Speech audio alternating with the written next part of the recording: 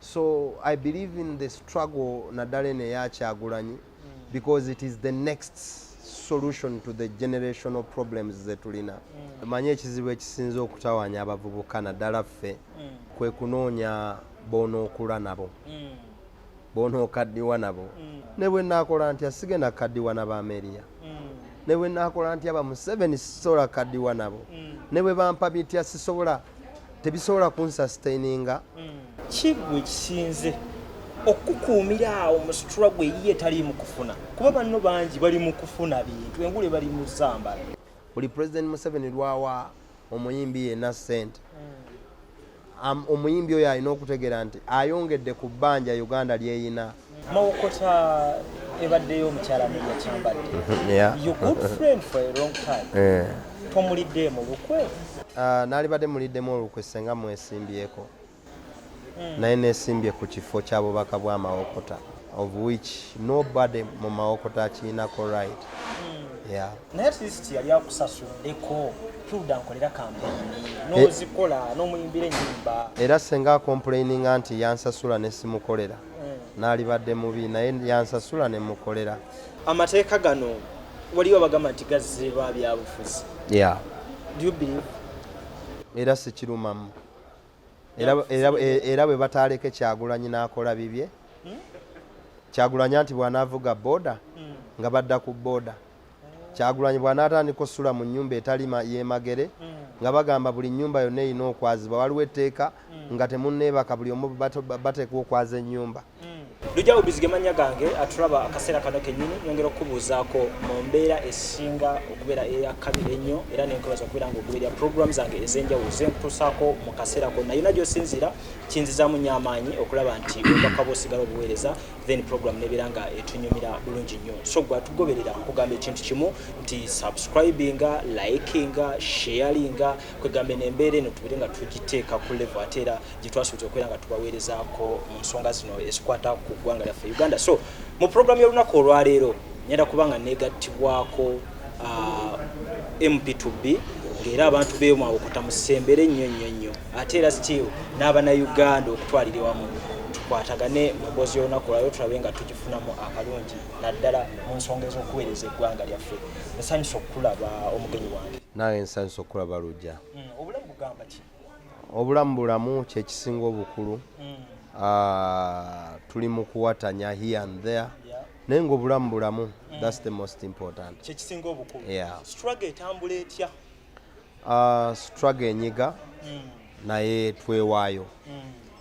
Buli we weewaayo oggusa olubimbi olwo kwe kwambala engule. So abamu twajambala dda kubanga okwewaayo the word start go. Ffe twagamba kati start kati tuli ku go. So finishing line yokka gye tulinda naye waliyo abatagitandika abatatandika wadde start. So ffe tuli ba mukisa okuba nti tuli ku start level. Wayogera ku kigambo nti abamu twajambala dda omuntu omu ayinza okufuna obubi ensonga emu nti waliwo bannammwe be mwatandika nabo struggle naye nga bwe twogerera mu kwambala engula abamu bafunyemu amamotoka bajja baavu. Simanyi gwe wano wajambala mu ngeri ki? Najambala okubeera nti nalaba ekituufu nalaba ekituufu ne ngamba no eno Uganda gye ndimu si ye Uganda gye nsaanidde okubaamu. So n'abantu okuzuukuka obuzuukusa okutegeera ekigenda mu maaso already it's success kye tusobola okwatributinga ku muganda waffe Kyagulanyi nti abantu abazuukusiza kati bali alaata okutegeera. Ayinza okuba nti yes tulina bye tuluubirirwa bingi binene but already they are awakening kyamaanyi eri naddala ffe abavubuka abatasuubirwa kulowooza mbu tusobola okuzuukusa abantu ne tubagamba mulabe eyo eri. So kwe kwambala okwo nti engule yes twagala tujambale esukkewo but already we have success ze twakafunamu tulina nazo okuba nga tuzirecordinga. So mu bimu ku bye twaka recordinga kwe kuba nti abantu bazuukuse so tulina okubeera nti tetukitwala for granted. Okay. Yeah. So atulaba tuli n'omwami Kiyaga Hilary abasinga gomanyi nga Dr. Hilderman. So mu mbeera gye tugenda okuba nga tunyumizaamu emboozi yaffe olunaku lwaliro tugenda tutunulira music we politics then tutunulire ne struggle eno maaso awo engeri gye bagikuttemu era ne gyagenda okubeera ng'akiikirira Uganda, that is Mawokota w'Amaserengeta ow'Amambuka. Yeah. So bena tugenda kuba nga tubinyumya mu mboozi yaffe olunaku lwaliro naye ng'okusookera ddala njagala tutandikire ku Mawokota. Yeah. Katono nnyo tuyiseemuko ku bulamu Mawokota bwali butya. Banzaale Mawokota mu myaka gy'ekinaana nga gyakatandika. Meaning omwaka ogujja nnyinza okukwata emyaka 4 Katonda bw'anaaba asazeewo. Banzaalira Mawokota n'ensomera Mawokota primary yange.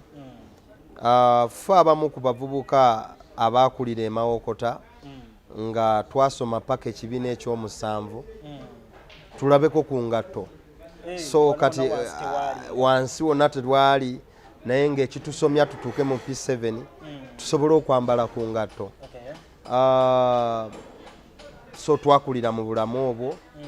Basically nsobola ogamba nti ndi munnakyalo super. Ffe abaana abaasoma nga okuva ku ewaka si wala nnyo naye olina okuleka ewaka ng'okimya amazzi ebidomola 2 n'obirekera maama ewaka ate n'otuuka ku ssomero nawo n'osoma n'osooka ate n'okkirira ono n'ekidomola ky'amazzi kilomita nga nnamba ate nga wagenze okutta enjeyo wagenze okutta emmuli wagenze otutta enku where need be. So yeffe abaana abo ba typical villagers abaasomera mu bulamu obwo tebatulaba kubeera okusoma okw'obugubi kuba kati omwana w'ennaku zino oba tomuwadde mugaati musiige blue band n'okumukwata obukwasa omutwala nti ne bw'aba asomera wali omuteeka mu mmotoka omutwale yes nti n'ewaka tasobola kwesaza luguudo but we could walk kilometers nga kilomita ogitambula okuleeta amazzi just water mere water for home ate n'otuuka ku ssomero ayi nayo n'ogenda n'oleetayo ekidomola ky'amazzi era kilomita nnamba kati ogenda otuuka mu kiraasi okutuula ng'omubiri gwonna nakanyama yes so yeffe abaana bwe batyo. Banzaalira Mawokota n'ensomerayo paka P7 buli lwe nawumulanga nafuna opportunity okuva e Mawokota nga ngenda mu senior 1 bwe nagenda mu senior 1 e St. Kalembe eyo ate nga buli lwempumula nkomawo era e Mawokota so obulamu bwange bubadde Mawokota paka kati. So village boy officially. I'm a village boy officially. So bino ebyekibuga bijjidde mu music. Bijjidde mu music naye era still kyovola abantu babadde beebuuza naye lwaki atukuba gy'ava. Yes. Because history oyo atamanya gy'avudde tategeera gy'alaga. So nange mbadde njagala nnyo promotinga gyenva era nga neenyumirizamu because buli lwembeera mu mmira ngamba atandaba Kiyaga waabwe you know. So buli wofuna the praises atojjukira ebyo bye wayitamu okutuuka ku the praises. So Mawokota nembeera nga ngikulembeza mu ebyo bye mbadde nkola basically platforms zange. Yeah. Okay, Mawokota crazy nze bulungi nnyo. Yeah. Then wetutunulira ku level in education tukomye ku senior 1. Yeah. Awutambula paka wa. Bwe nava St. Kalemba nagenda mu senior 5 Mitiana SS. Mitiana SS eyo no yali ground ya bitone nnyo era twafunanga omukisa nga bw'obeerako mu kwaya osobola okujjako ku National Theatre ne mu competinga n'amasomero amalala eyo nno gye na discovering nti nina ekitone then bwe najja e Makerere nakola bulungi Mitiana SS nenzija e Makerere ku government sponsorship. Ne bansuula ku School of Performing Arts. Village boy nga afunye government sponsorship. Yes. Kikulu nnyo ekyo. Kitange yali ayagala nnyo ebintu by'amateeka ng'ayagala nnyo ebintu eby'amawulire naye ne banteeka ku School of Performing Arts kuba namulimba nti biri bye najjuza kumbe nali ate yes. Kati bigenda okudda obubonero bwange nga alaba naaligenza eri naye ng'ate nasaba eno so nenkyembrace nga nengenda ku School of Performing Arts e Makerere awo gye nsanga the likes of ba Bobi Wine ba Silver Kyagulanyi banyo no creature babujingo ba Hannington aba Fun Factory ne line nene nnyo. So bwe natuuka n'ensanga abantu abo bembadde mpulira ku radio ne TV ne ngamba this is my home now. So ne concentrating ku School of Performing Arts paka lwe na graduating mu 2005.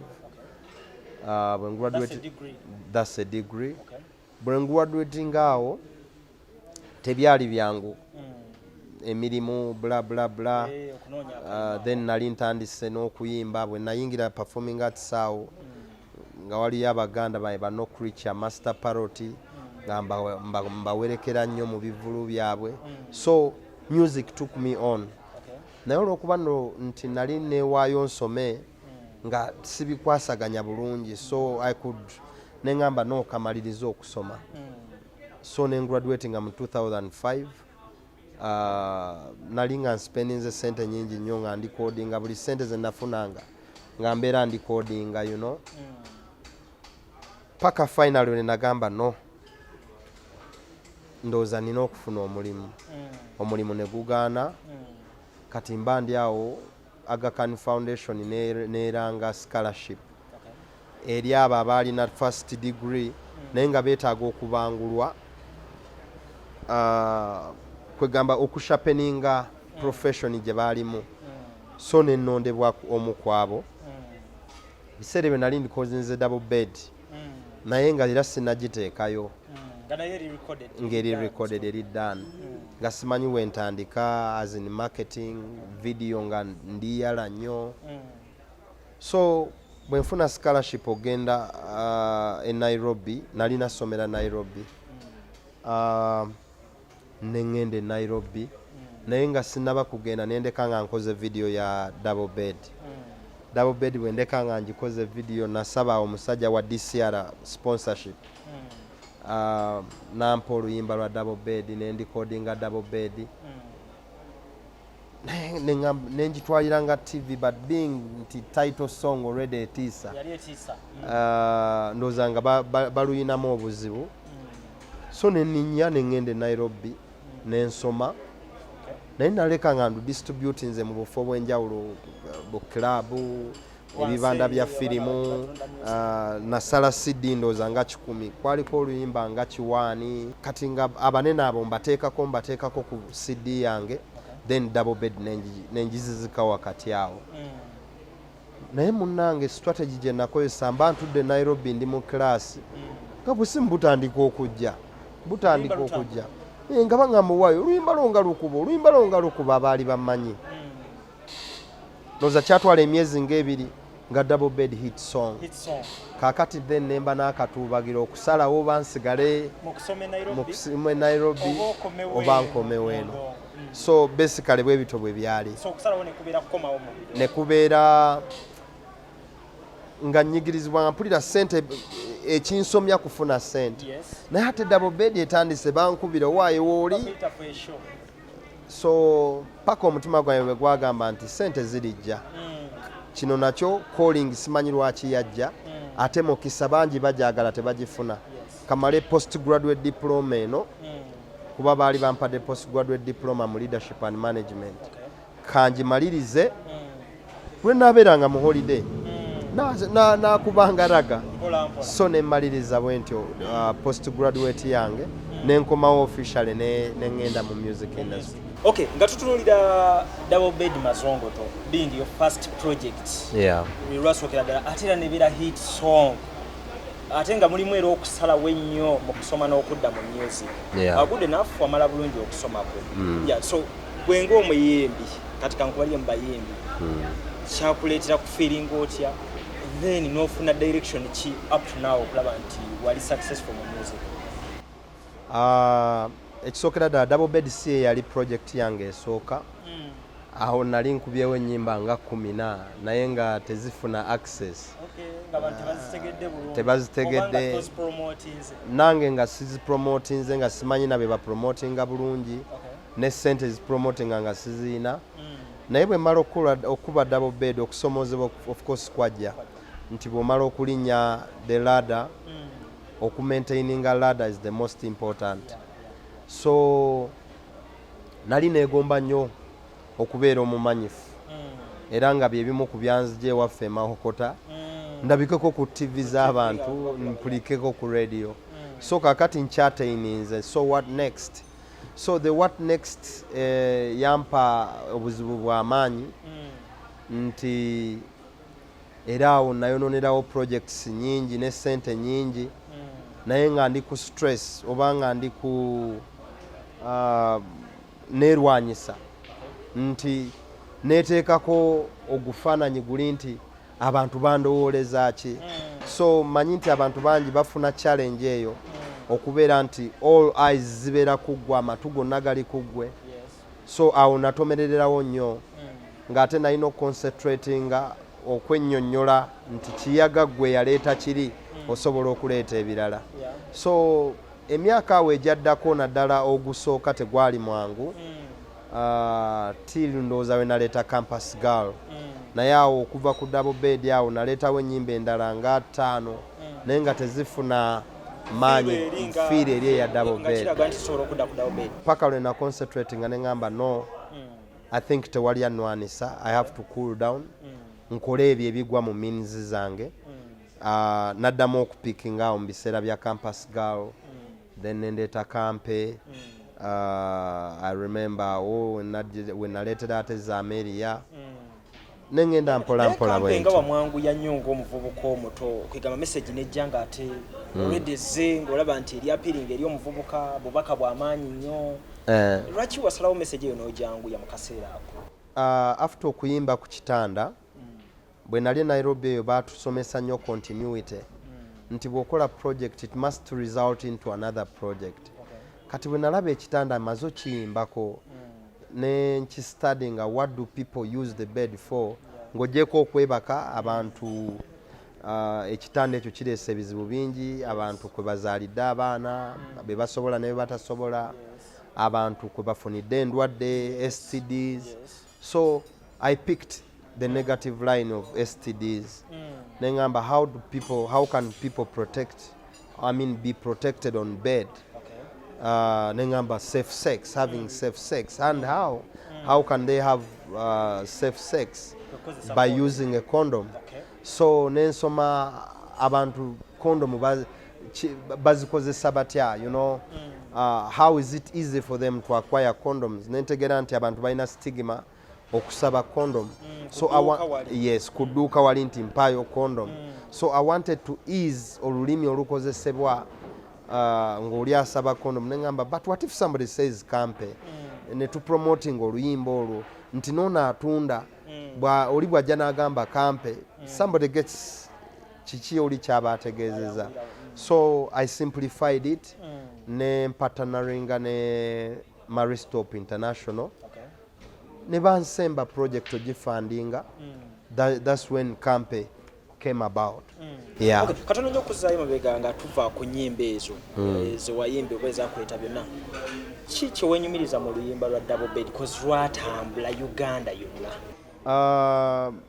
double bed yali opener eyange to the general public abantu bamanyire okwo double bed yampa position nti it was a unique song abantu basula ku bitanda but they had never gone deep okufinding challenges zazo basing on the size of the bed nti yanteeka mu category y'abayiiya abaddala I remember nali Nairobi the late Paul Kafero n'agamba omwana oyo ani yayimbye oluyimba olwo so being an upcoming artist then naye okuba nti legend nga Paulo Kafero akurecognizinga n'alowooza naawe n'omuyingira mu bwongo okufumintiriza how did this boy really come up with this bed with this theme so kyanteeka mu category endala nekinjawula ku bayimbi abaaliwo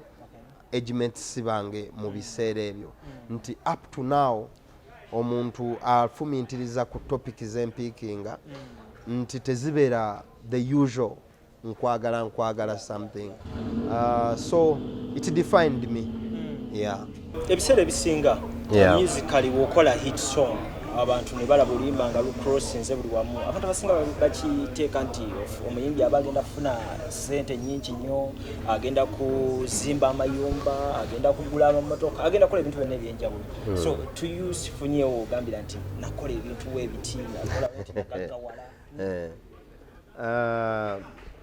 of course ati waffe kizibu oluyimba olumu okugaggawaza because most of the artists tuli bakyerandiza nti ogenda okuvaayo nga ate olina okwebeezaawo kati nkugambye otandika oluyimba double bed ne lujja nga tokwatangako ku $20,000 kati n'osooka n'ogikwata tobeerangako na ploti tobeerangako na motoka then n'olowooza n'okuyimirizaawo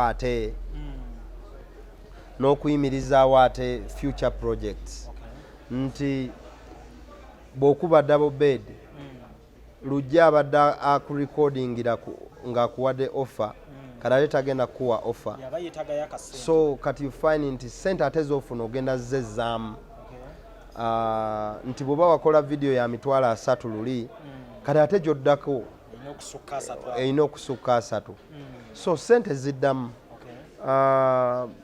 kankozesa omukisa guno okutegeeza abantu nti okujjako ng'oli mu jagujagu nnyo art industry okugiyimirizaawo emyaka 1, 2, 3, 10 olina okuba nga oli musajja mujagujagu nnyo because matches ennyimba tuziwulira ku radio o TV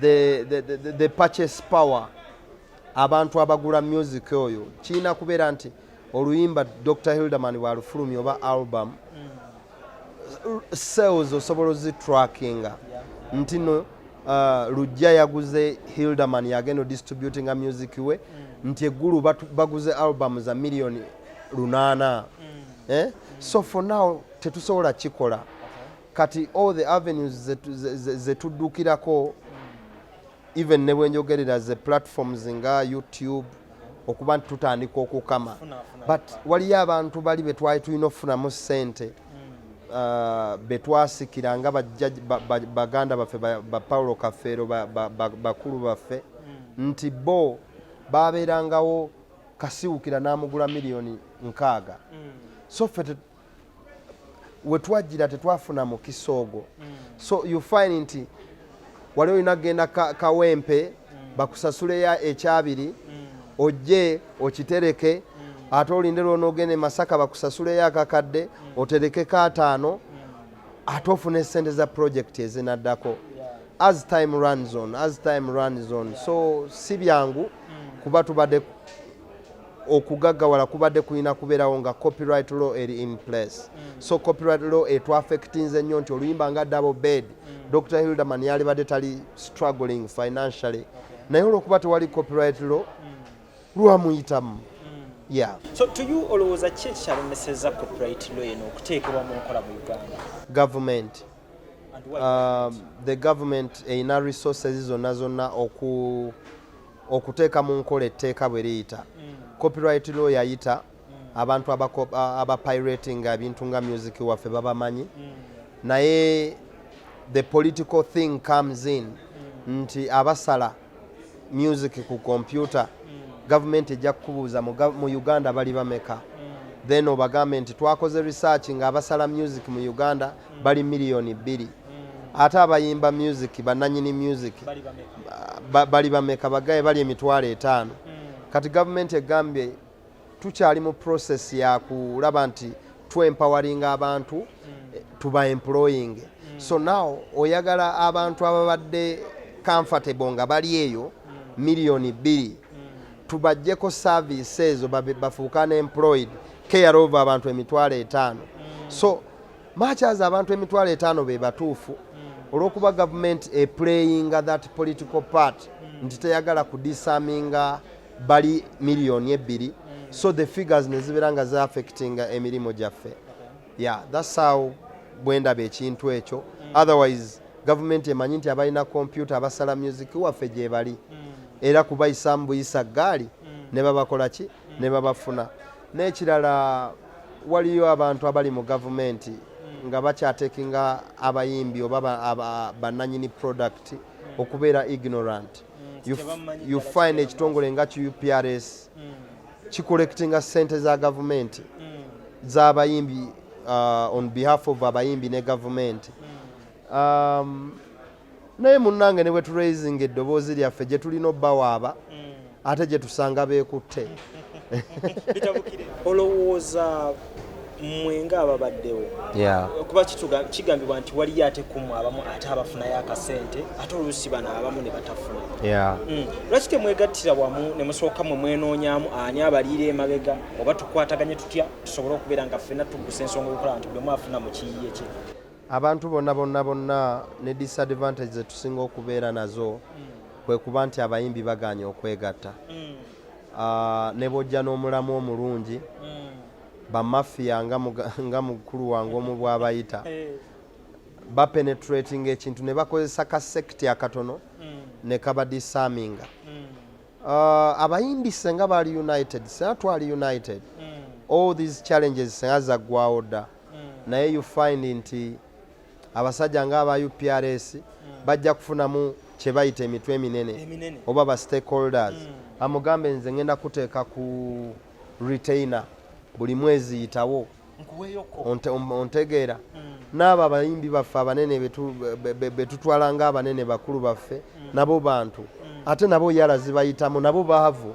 So kati oli bwamugamba nti retainer buli mwezi ojja kujja oyitewo ofune baasa ya $5,000,000 muba mu lukiiko abantu 1,000 ye n'agamba ebyo bimunyumya bya kisiru but is a great stakeholder. So ne kyaffectinga abaana bano abato ne bagamba olaba oli mukulu waffe aganye meaning waliwo ebyekiyaaye so cause nefa. So ekitwaffectinze naddala ffe abalina bato baffe abali eyo wansi kwe kuba nti already bakulu baffe naffe kwe tulabira baagaana okutuyunitinga ku bo.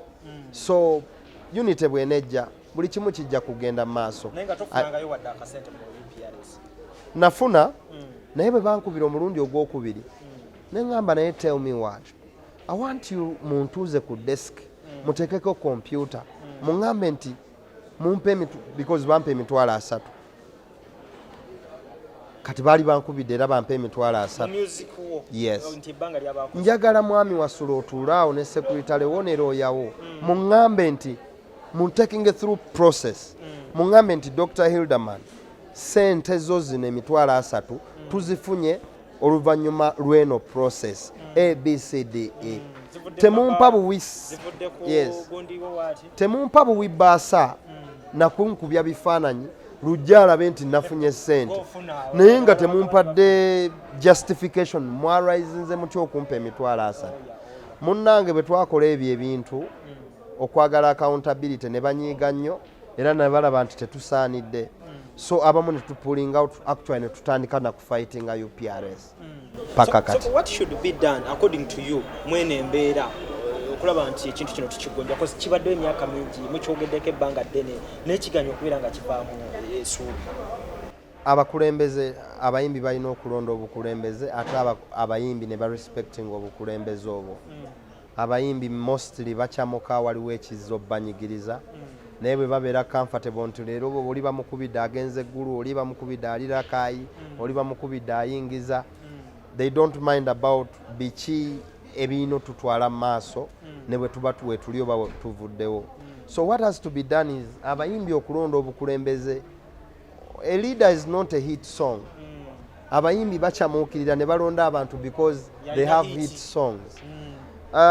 Obukulembeze wa music industry we can even hire somebody outside fraternity yaffe naye nga ayina leadership and management. We are talking about a sector nga tugenda namusasula naye ate atusavingire oba atuleetere sente. So obukulembeze mu buyimbi oba mu bayimbi abayimbi babeera awo ne balowooza olw'okuba gwe bakuba ennyo ku staffama nti yowaakabi but obukulembeze is not about the hit song. So abayimbi bwe banaategeera nti they have to follow qualities of leaders be tulina okulonda buli kimu kijja kutereera. Otherwise for now I can openly say tulina abakulembeze naye nga baliwo because of the hit songs but nga tebayimiridde ku qualities of leadership. Tuteekerewo ddala n'embeera y'amateeka agalowoozebwa okuba nti gagenda kuba nga gafuga bannabitone. Amateeka ago kyemmanyi nti byempulira byowulira wabitegeddeko ebisinga. So amateeka gano gazze ndowooza lwa bulungi bwa industry yaffe. Industry watali mateeka ndowooza teyinza ttambula bulungi. Lujja tuli bavubuka naye bw'olizaala omwana n'otamuwa fees ku graduation n'ojja ne bakuwa omuzindaalo okwogerako eri abantu ate teweewaananga nnyo ng'akoze ekinene bakusaasidde busaasizi by virtue nti gwe taata naye tosaanidde even nakusembera ku graduation yeeyo. So in this state government tesaanye wadde kusembera kubaako kyeyogera ku baana abagraduatinze because terinaamu wadde tofaali lya school fees. Abayimbi abasinga most of us eno sector ebadde informal for a long time. Informal sector bw'obeera oyagala okugilegalizing ebeere formal, bw'oba oyagala omaking speech yebeere relevant, at least kwatayo fees entonotono. Abayimbi bano babadde n'ebibaluma for a long time ate totuukira mu bapanishinga n'amateeka. Sooka okole ku ebyo ebibaluma by engaging naawe bakufiiringa position yo ogenda okuleeta amateeka ng'oli worth naye kati gavumenti teri worth kwogera ku kintu kye bayita entertainment world because tebalina tofaali. You know abantu ne bwe tussa gavumenti thinks yetuwa okussa but some of us must openly tell them nti they must identify a right nti katonda bw'aba yatuwa right okussa tusse. Now we are talking about talent. Government nga tennasiima bayimbi kwemployinga thousands of people teyalireese mateeka gabakugira. Gavumenti nga tennalowooza nti omuyimbi asobola competing atya favorably n'omuyimbi ali international nga gavumenti ereese intervention yaayo terina maanyi, I mean terina wadde right kujja kuleeta mateeka. Gavumenti nga tennaba kulowooza how do these people make their art, how do they live, how do they sustain themselves, terina wadde moral authority kuleeta mateeka. Gavumenti essaawa eno ngiraba ng'omuzadde ataawerera wabula ayagala okwogera ku graduation nti omusaala gwo ogusooka ngwagala onguliremu mmotoka. You don't have a right, dear parent. So what do I mean? Amateeka malungi era buli society eyagala ogenda mu maaso ebeera n'ebigifuga naye obireeta otya? Omwana oyo bw'oba tewamuweerera bw'oba oyagala adde ku sayidi yo yogera naye bulungi. Mwene embeera njagala tutunuulire kugamu ku mateeka okulaba nti oba wanaabeerawo censor board oba committee enaatunuulira omuntu nga omaze okuyiiya n'opresentingayo ekintu kyo then n'okyongera mu maaso ndowooza awo tewali buti. Kaakati tulinawo ebibuuzo ng'ebyo. Kaakati let's imagine mbadde nva wano nenzuukuka ne mu kitanda because art is creativity comes natural, is inspiration. Now nenva mu kitanda nengenda mu studio nentandika okuba engoma zange. I write something, I record something. Now you want this inspiration, natural inspiration gye nfunye ebeere censored nti nja kufuna nsooke ngiwandiike ngize ne mu luzungu ate nkube makerere ku linguistics bampeereze interpreter alabe oba lwera oluzungu lwe nayogedde wano waliwo obuteetegeka. Kaakati abagenda okusensalinga basoma course ki era yes whatever which that is criticism. Nti I bring a song you're going to critique my lyrics. I want to know the qualifications of such individuals. How has the government been preparing? Era ezo course zaabo abasomye ebyo government emaze ebbanga kinga ebategeka bo be baani institution ki ze bayiseemu. So in that sense, is it abrupt nti kati industry egenda kugetinga ku stand still olw'okuba tetulina bakugu abo? Because I will go to courts of law ngambe Lujja yes go watunudde mu script yange, but I challenge you, what qualifications do you have? Nja kuba nziyina. You believe want to know abantu bali qualified to that extent kubeera nga basensalinga music ne arts? Tebaliwo. Because it's the first of the kind mu nsi w'ensoso kiwulira nti I can create but criticism bacritique babeerayo. Nagamba none eyo video bwe yagikoze si bwe yalikoze bwati ne bwati ne bwati, that one gye bali naye ate baba bawa views abwe naye tebabeera nti kati ntaddeko signature kati genda oyimba ebyo ati obeera omukugidde, obeera oleese creativity ng'ogistopinze. Otherwise mbeera sikyali creator. What makes us creators is okuba nti tufulumya ebyo ebiri mu ffe ebyogera ku ekyo ekiriwo ekiribaawo n'ekiriddawo. Kaakati gwonkugidde then when you bring in another person mba sirinze. Okay, Doctor, kusaidi endala oyinza okubanga gwe osobola okunyumya ku biribaawo n'ebibaddewo naye tukkirize tugaane music watusobola tulinamu maybe abantu abo bamwe abayimba noze ebitakwatagana nawe. Now this is the process. Lujja naawe kino kikwatiramu nti before coming to Dr. Hilderman okwogerako naawe wabadde olina okuleeta script ne Dr. Hilderman n'akuddamu byagenda okwogera mu kamera ne babikkiriza nti byebyo.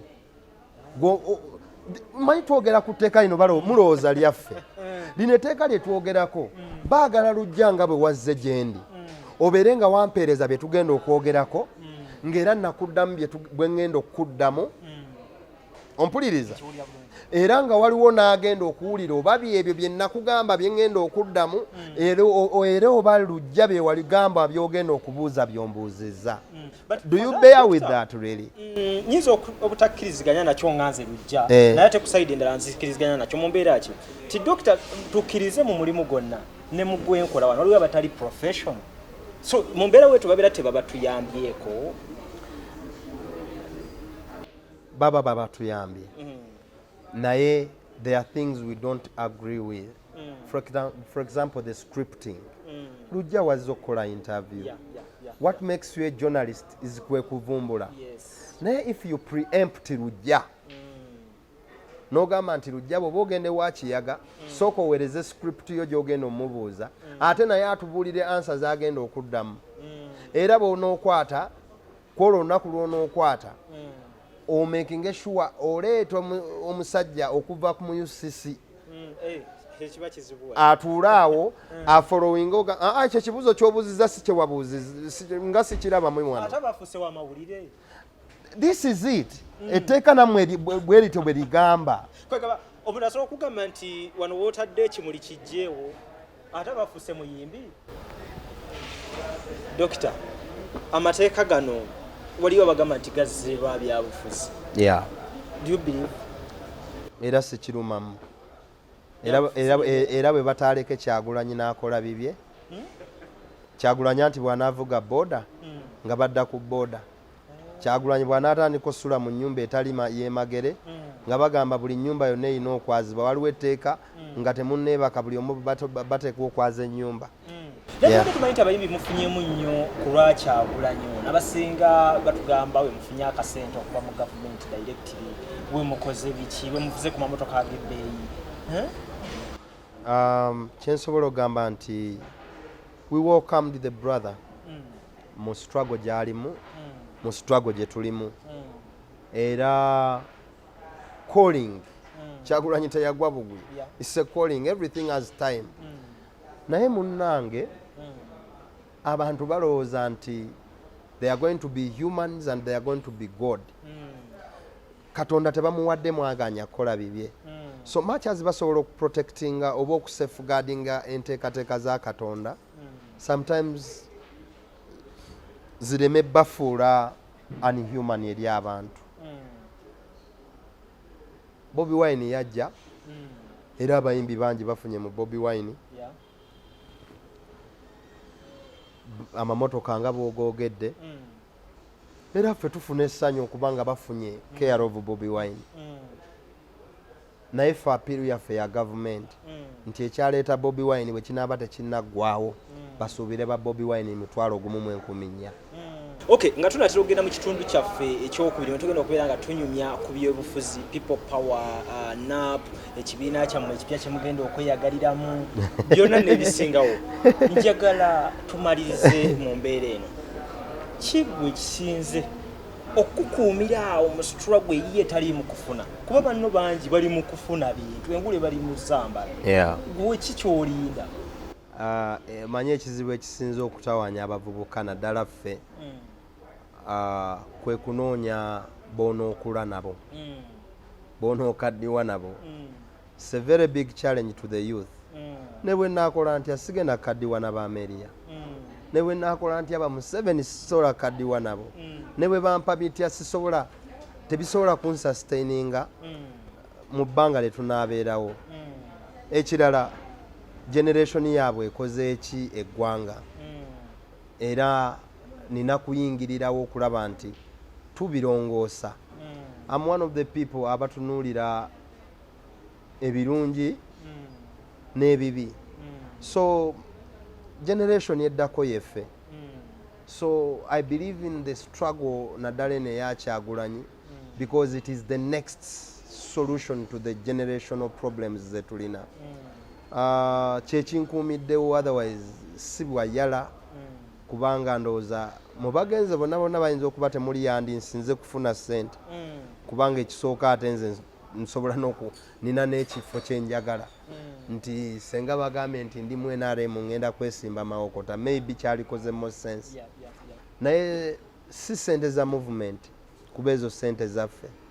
Buli lwennyongera ate okwakkula ssente ate mba nnyongedde kizibu kuba buli Museveni lwatuwa ssente, buli President Museveni lwawa omuyimbi yenna ssente, omuyimbi oyo alina okutegeera nti ayongedde ku bbanja Uganda lyeyina, ayongedde ku misuse y'essente eggwanga bye twagala okuggyawo, ayongedde ekizibu. So I don't want to be a problem ng'ate tugoba problem. So I believe mwezo values ze twagala okukyusa ezitannaggwawo. So kati siraba lwaki bwe mbanga amugamba nti amasomero gali bubi, amalwaliro gali bubi, ate nzija at the same time nengamba bannanga ate amasomero gali bulungi when actually tegannaba kuba bulungi. So I want to live by my word.